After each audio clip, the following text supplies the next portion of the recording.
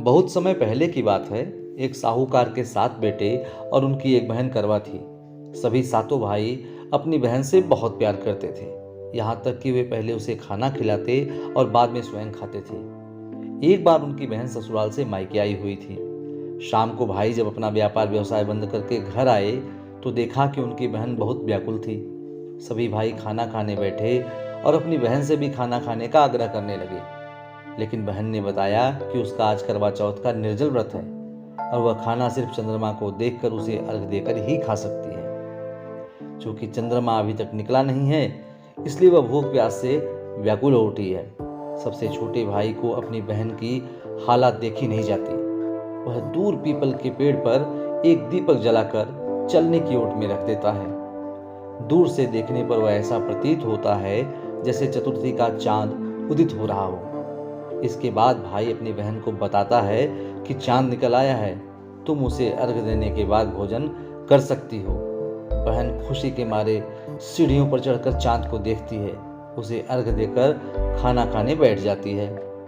वह पहला टुकड़ा मुंह में डालती है तो उसे छींक आ जाती है। दूसरा टुकड़ा डालती है तो उसमें बाल निकल आता है, और जैसे ही तीसरा टुकड़ा मुंह में डालने की कोशिश करती है तो उसको उसके पति की मृत्यु का समाचार मिलता है।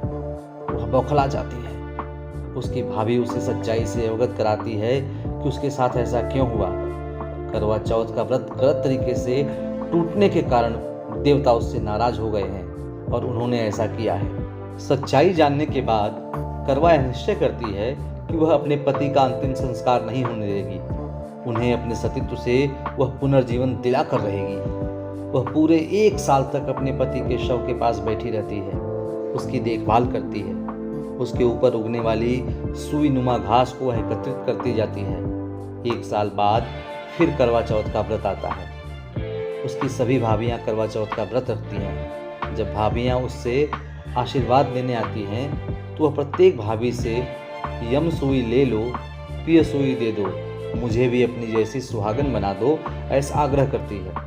लेकिन हर बार भाभी उसे अगली भाभी से आग्रह करने को कह के चली जाती है। इस प्रकार जब 6ठे नंबर की भाभी आती है तो करवा उससे भी यही बात दोहराती है।